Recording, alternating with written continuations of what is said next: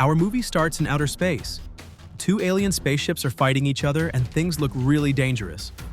One of them opens a portal and jumps to another place to escape. Luckily for that spaceship, it ends up on planet Earth. Our peaceful little planet with no conflicts at all and no countries destroying other countries just to show power. Of course, we leave the alien that just arrived on Earth and cut to a sniper in the US Army called Quinn McKenna. McKenna is on the Mexican border, carrying out a new mission with his team. By pure coincidence, this is exactly where the alien ship crashes. The spaceship comes down right on top of McKenna and his team, and everyone dies except McKenna. After losing all his teammates, McKenna just casually gets up and starts exploring the alien ship, and he's stunned by all the strange alien tech inside. Then he realizes that one of his squad members is still alive. He convinces him to take some of the alien weapons so they can prove to the world that aliens really exist. But the alien shows up and attacks them. Of course, the alien is way stronger than both of them. It kills the other soldier, and McKenna barely manages to escape. McKenna shoots the alien with its own weapon, then leaves the area. A bit later, US Army forces arrive at the crash site and find the alien lying on the ground. They search the area for any surviving humans, but everyone is dead. Meanwhile, McKenna keeps running until he ends up in a bar in Mexico. There, he discovers that a small orb he took from the alien gear can make him invisible. McKenna then mails the alien weapon and its helmet to his family. After a while, we see McKenna under arrest, being interrogated by the CIA among the people in the room. There's this guy who's obsessed with aliens because he claims he saw them in 1987 and 1997. Yeah, he probably just watched Aliens a few too many times. McKenna refuses to admit he saw the alien and denies everything that happened that day. Remember the other spaceship that was chasing the first one? Exactly, that second ship also arrives on planet Earth, looking for the first one. But we'll leave the aliens for a moment and go to Rory. Rory is McKenna's only son, a kid on the autism spectrum, but he's incredibly smart and a total chess prodigy. Like Magnus Carlsen, Rory receives the package in the mail and starts checking out the alien weapon and helmet. Thanks to his brilliant mind, he manages to crack the devices and turn them on. At that exact moment, the second alien ship detects his location and heads straight for him, thinking he's the alien they're looking for. The CIA turns to a doctor called Casey, an expert in anatomy, to study the alien they captured and figure out which planet it came from. Casey arrives at the CIA's secret lab where they show her the alien. They tell her they've already given it a nickname, the Predator. What's weird is that part of the Predator's DNA looks human.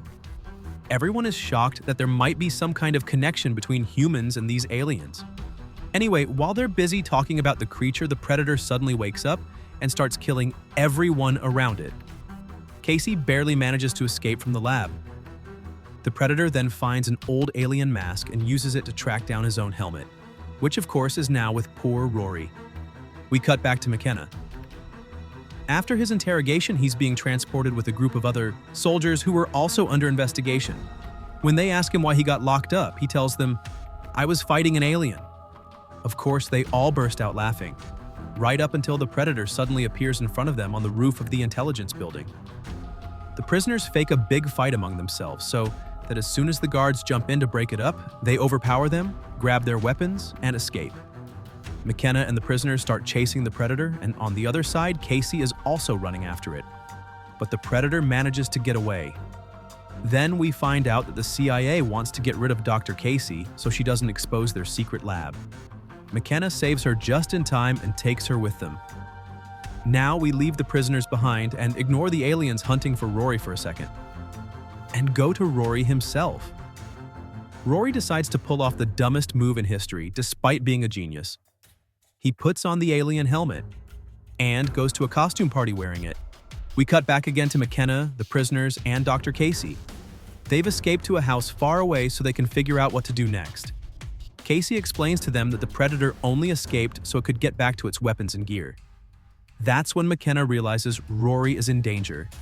He grabs Casey and sprints back home to get the alien weapon and helmet away from his family. But as soon as he walks in, he's hit with a shock. No weapon, no helmet. And not even Rory is in the house. McKenna starts panicking and heads back to his new team so they can find Rory before the Predator does. Meanwhile, Rory is out in the street wearing the alien helmet. Some guy nearby starts bullying him, so Rory throws a rock at him. But then the alien weapon basically decides to defend Rory. It fires on the guy and completely blows him up. Along with his house, McKenna and his team see the explosion and rush to the scene. The dogs get ready to attack Rory. But suddenly, a bulldog steps in front of him to protect him. Moments later, McKenna and his team arrive at the scene and open fire on the alien dogs. They manage to kill one of them, and the other one gets shot in the eye and keeps walking around completely blind. McKenna grabs Rory and they both escape from the area. But the alien shows up and takes Nettles as a hostage, demanding they hand over the weapon. If they want him to live, McKenna shoots the alien, Nettles breaks free. And they all run off together. Rory figures out that the aliens are trying to access a specific part inside the weapon, so he takes it out and gives it to McKenna. But then the other alien arrives and starts choking McKenna until he gives up the weapon. A little while later, the Predator shows up and attacks the second alien. You can clearly see the size difference between them, and the Predator kills the other alien with almost no effort. McKenna and his team use the alien fight as a distraction and make a run for it, but they're all completely stunned. Stunned why? Because why are two aliens fighting each other on some random planet like Earth in the first place? McKenna then realizes just how smart his son Rory really is. He's the only one who managed to crack the aliens' codes. So of course the CIA is desperate to find him, hoping he can lead them to the escaped alien. The CIA forces eventually raid McKenna and his team's hideout, but McKenna already has a plan. Part of the group will slip away, and the rest will surrender on purpose. Rory ends up being one of the people who fall into CIA hands, so they take him back to their base to make him reveal where the alien is. As for McKenna and Casey, they're captured and thrown into a high-security facility. A little later, the rest of the squad that escaped comes back, rescues McKenna and Casey, and they've even got a helicopter ready. They take it and go after the CIA to save Rory. Meanwhile, the CIA figures out where the alien is heading, obviously, to its spaceship. As soon as they arrive there, they force Rory to open the ship for them. But McKenna and his team also reach the area. McKenna uses the invisibility sphere to cloak himself and takes down the CIA soldiers. He and his team gain control of the situation, and they manage to rescue Rory. McKenna then walks out holding the CIA's lead scientist at gunpoint as a hostage and threatens to kill him if they don't let his team walk away from the area. Right in the middle of all this, the Predator arrives at the site and starts slaughtering everyone in sight. The first member of the squad to die is Lynch. The alien then heads into the ship and basically turns on its built-in Google Translate to send a message to all the humans around. He tells them he's actually enjoying the fight against them and that he came here to destroy this ship so no one else can claim it. Then comes the weird part. He says he wants someone called McKenna because that's his chosen trophy from planet Earth. He activates the ship's self-destruct and the countdown starts. 7 minutes. At that point, McKenna and his team are forced to team up with the CIA to try and stop the Predator because he's way too powerful for any of them alone. Everyone chases the alien into the forest, but he starts taking them out one by one. Coyle is the first to die. Baxley is next, and of course the rest of the CIA soldiers drop like flies. At that point, McKenna decides to sacrifice himself and offers to give himself up to the alien so the others can live. But the Predator completely ignores McKenna and walks straight toward Rory. That's when we realize Rory was his target from the very beginning. The alien grabs Rory and takes him back to his spaceship. McKenna and the rest of the team go after him. The Predator activates something called a shield barrier so no one can get on the ship after him. But McKenna manages to jump in at the very last second. And not only that, he even manages to bring the whole ship crashing down. McKenna gets into a final showdown with the alien, and with Casey's help, they manage to kill him. Then we find out the Predator wanted Rory because he was interested in genetic evolution.